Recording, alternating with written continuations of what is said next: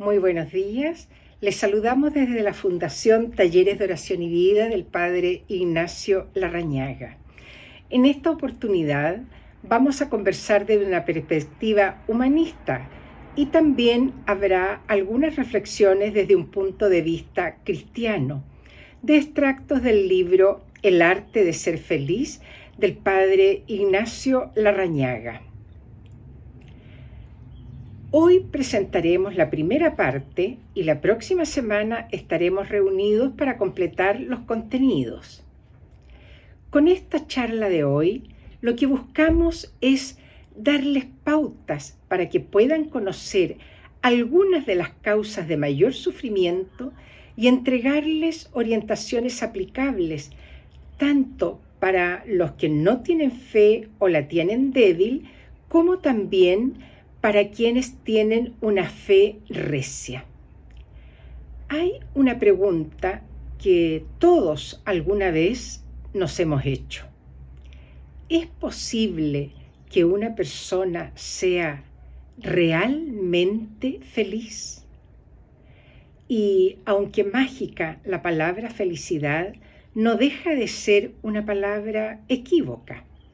En realidad, nadie es feliz o completamente feliz. Es verdad que puede haber momentos de éxtasis o exaltación y en esos momentos parece que se ha llegado a la plenitud de la felicidad. Pero la verdad es que es una vana ilusión. Son momentos efímeros, fugaces. Puede haber ráfagas de felicidad, copas de alegría, pero la felicidad misma, no, porque lo que aborta la felicidad es el sufrimiento y aquí podemos establecer una ley de proporcionalidad. Cuanto más sufrimiento, menos felicidad. Cuanto menos sufrimiento, más felicidad. Hoy queremos entregarles algunos contenidos que se encuentran en el libro del Padre Ignacio, El arte de ser feliz, para que puedan ustedes por sí mismos atenuar o aminorar cualquier sufrimiento que tengan o pudieran llegar a tener y por este camino aprender no a ser felices, pero sí a ser más felices o a sufrir menos. Y para esto, en primer lugar, vamos a procurar despertar. ¿Por qué hablamos de despertar? Porque solo despiertos podemos estar conscientes de la verdad y así descubrir las reales causas de nuestros sufrimientos. Y lo primero es tomar conciencia de que el dolor realmente existe, pero el sufrimiento lo creamos nosotros y nos parece muy real, pero es fruto de nuestra mente. Esto debido a que surge cuando resistimos el dolor. Si aceptamos con serenidad el dolor que realmente existe, el sufrimiento deja de existir. Y lo podemos repetir. Si aceptamos con serenidad el dolor que realmente existe, el sufrimiento deja de existir. Cuando solo veo mi propio sufrimiento, pierdo de vista el camino que me conduce a la paz. Este camino para muchos es la fe en Dios. Nuestra esperanza hoy día está en entregar a cada uno de ustedes un poco de paz, así como envuelta en alegría. Y veremos cómo enjugar las lágrimas, extraer espinas, ahuyentar sombras, librarse de las agonías. De esta manera podemos ir mitigando el sufrimiento o quizás eliminarlo, sublimarlo o transformarlo en amigo o en hermano. En algunas circunstancias este será un proceso bien largo y se necesita ser paciente, esperar y esperar. Hay quien dice: mientras haya gente a mi lado que sufre, yo no puedo pensar en mi felicidad. Y es cierto, son palabras bonitas, pero engañosas. Tienen apariencia de verdad, pero en el fondo no son correctas. Solo haremos felices a los demás en la medida en que nosotros lo seamos. Porque la única manera de amar realmente al prójimo es reconciliándonos con nosotros mismos, aceptándonos y amándonos serenamente. Los animales no se hacen problemas para vivir. Sus problemas los solucionan mediante mecanismos instintivos, con los que resuelven casi mecánicamente sus necesidades elementales. Y por eso no sufren de preocupación ni ansiedad. Ahora, esta felicidad la viven sensorialmente, aunque, como es obvio, no conscientemente. Y así vivía también el ser humano en las primeras etapas de su evolución, pero en una de esas etapas tomó conciencia de sí, supo que sabía, supo quién era. La conciencia de esto le proporcionó una sucesión de posibilidades asombrosas, maravillosas, pero al mismo tiempo le acarrió grandes desventuras. Sintió que se le rompían las ataduras instintivas que lo ligaban a ese paraíso, a ese hogar feliz, y comenzó a experimentar la típica soledad de un exiliado, de alguien que ha sido expulsado de una hermosa patria. Y se sintió solitario, porque comenzó a sentir que ahora era él mismo, diferente de los otros y separado de todos, que ya no estaba integrado unitariamente a la creación, que estaba aparte. Y por primera vez sintió tristeza y soledad. Fue su primer despertar. Y cuando despertó y tomó conciencia de sí mismo, la vida se le tornó en un enorme y aplastante problema. Tenía que aprender a vivir al igual que tenemos que aprender a leer y escribir. Y como viene de un mundo unitario, lleva en sí mismo esta marca o huella original que lo obliga a buscar la unidad consigo mismo y con los demás, pero al mismo tiempo se siente separado por urgencias o desafíos tanto interiores como exteriores. La razón le dicta una cosa y la emoción le dice otra. En otras palabras, desea mucho y puede muy poco. Busca la armonía consigo mismo y con los demás y, sin embargo, siempre está en tensión. Aparece la ansiedad, el desánimo general, la dispersión y no dispone de las armas necesarias para vencerlas. Si bien es cierto que hoy se ha avanzado mucho en tecnología, también es cierto que el mundo de las emociones nos sigue dominando. Necesitamos desprendernos de las cadenas apropiadoras, renunciar al poseer y sumergirnos en la corriente de la vida. Mirar todo con veneración, con ternura, con gratitud y reverencia por todo lo que existe. Padre Ignacio estudió las causas principales del sufrimiento humano y nos dejó algunos instrumentos de salvación que nos acompañarán como amigos mientras vamos recorriendo el camino de la vida. Distingue 3 tipos de sufrimiento: los inherentes a la vida, los inexplicables y los innecesarios. Veamos los inherentes a la vida. Por ejemplo, pasar de la infancia a la adolescencia, de la adolescencia a la adultez, el deterioro físico y mental por causa de la edad, etcétera, etcétera. En segundo lugar, los inexplicables. Son los que la vida nos trae, como las injusticias, los accidentes, las traiciones, las catástrofes. Tanta catástrofe natural. Y en tercer lugar están los innecesarios. Son aquellos que nosotros creamos producto de nuestra mente. Y las armas que utilizaremos como instrumentos de salvación y que nos acompañarán como amigos para el camino son los siguientes. 1. Salvarse a sí mismo. 2. Despertar. 3. Paciencia. Y 4.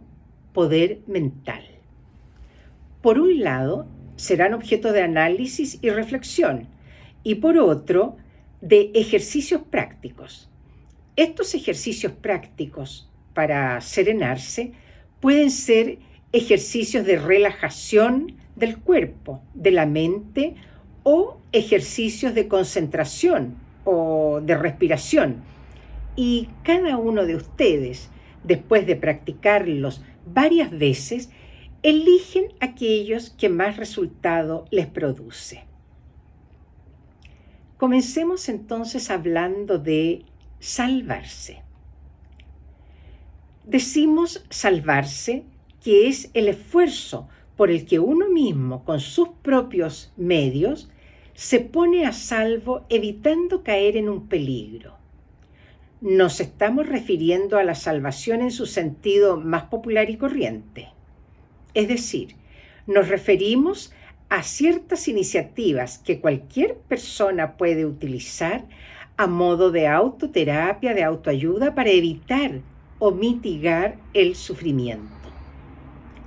Salvarse a sí mismo es salvarse del miedo, salvarse de la tristeza, salvarse de la angustia, salvarse del vacío de la vida. La salvación es el arte de vivir, y el arte se aprende viviendo. Nadie puede vivir por mí o en lugar de mí. Podemos decir entonces que frente a este panorama de salvarse, significa disminuir las fuentes del sufrimiento, trasponer las fronteras del dolor y de la angustia, superar la preocupación obsesiva por sí mismo y así adquirir la presencia de ánimo, de autocontrol, de serenidad y naturalmente recuperar las ganas de vivir. Y repetimos, nadie va a hacer esta tarea sagrada por mí o en lugar de mí. Yo tengo que ser el salvador de mí mismo. Como dice ese pasaje del Evangelio donde Jesús encuentra a un paralítico junto a la piscina, esperando que baje un ángel del cielo para que lo meta en la piscina y pueda sanarse. Jesús lo mira y le dice, levántate, toma tu camilla y anda. Le indica 3 acciones o verbos, pues Él debe hacerlo. Y aquí estamos en el epicentro mismo del misterio humano. Soy yo solo y solo una vez. Una gran verdad es que los amigos verdaderos o las familias pueden estar conmigo hasta ciertos niveles de profundidad.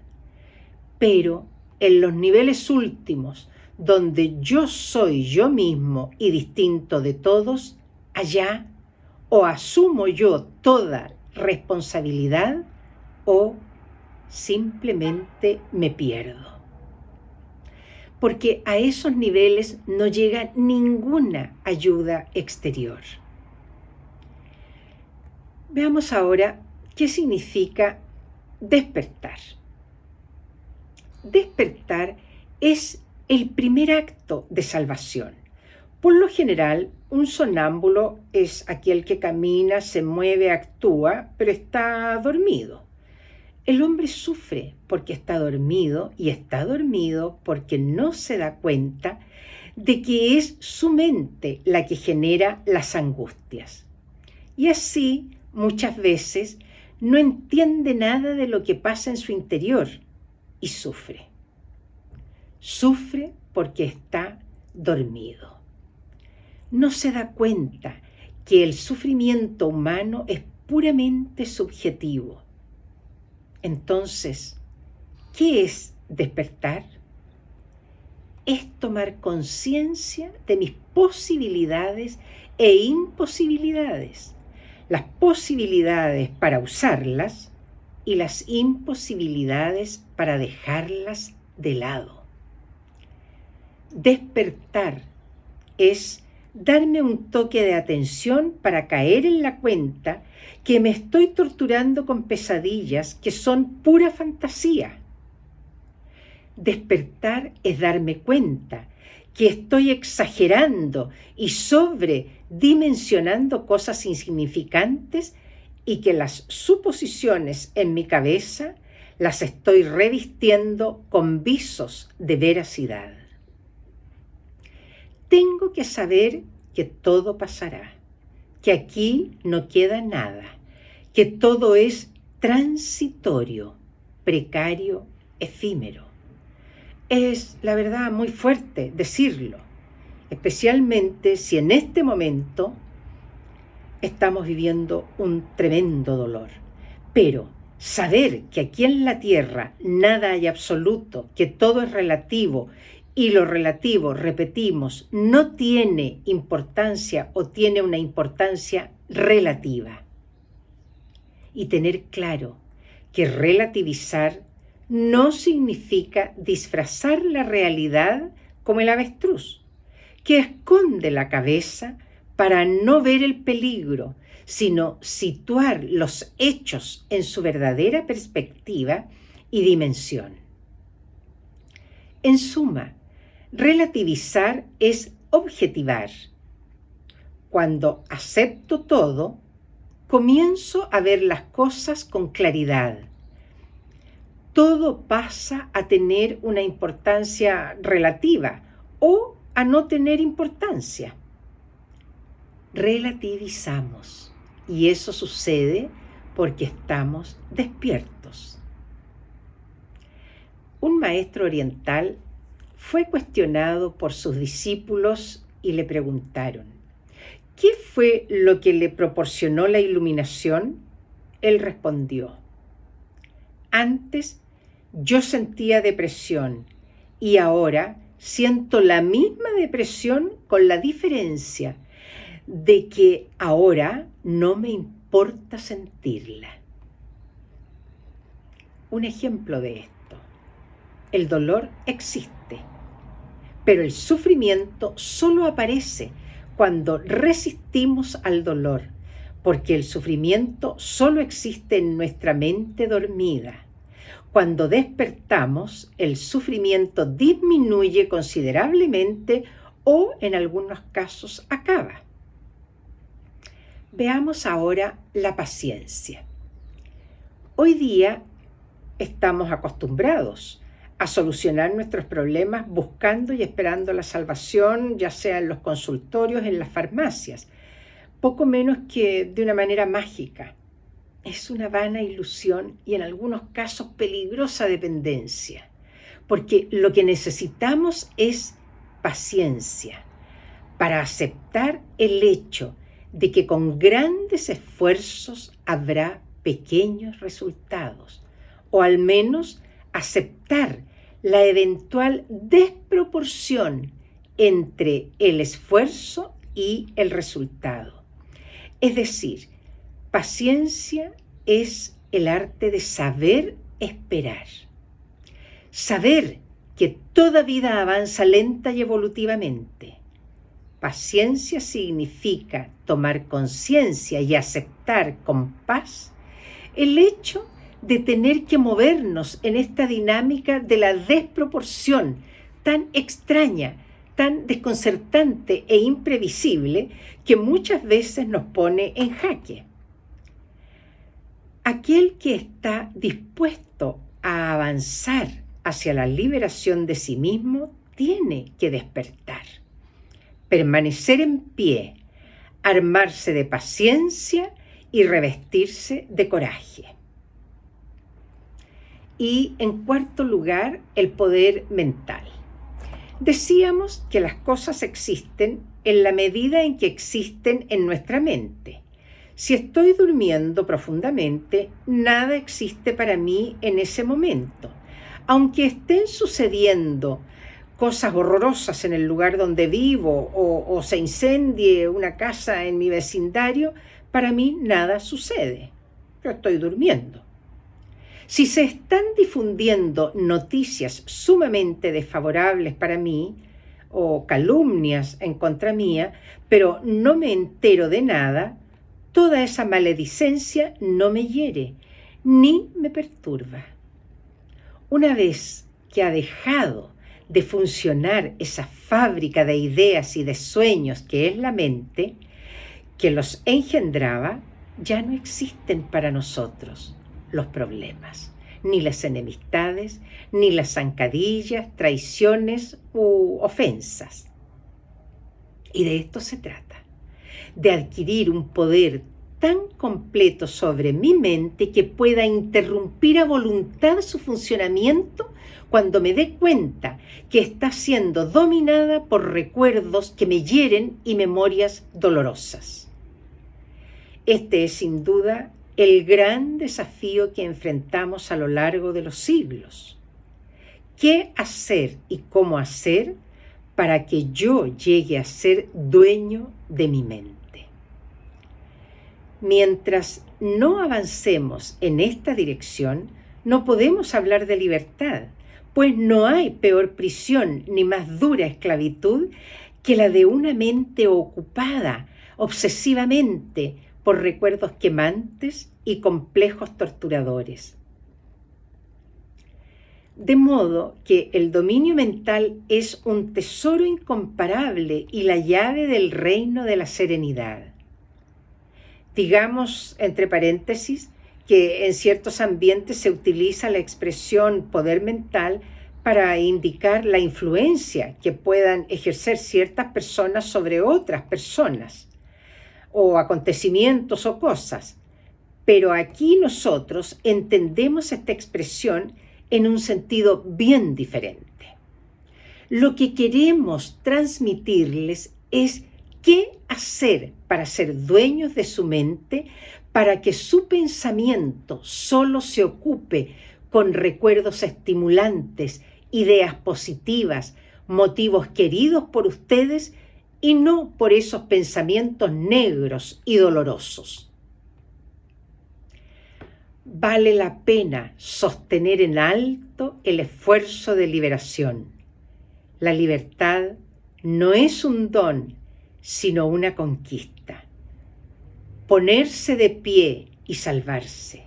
Mirar hacia adelante y avanzar hacia un mundo de alegría y esperanza. Eso es posible. Muchas gracias. Nos veremos la próxima semana para continuar con los contenidos de este libro en una segunda parte y deseando para todos ustedes unos días llenos de paz y mucha alegría. Tengan muy buenas tardes.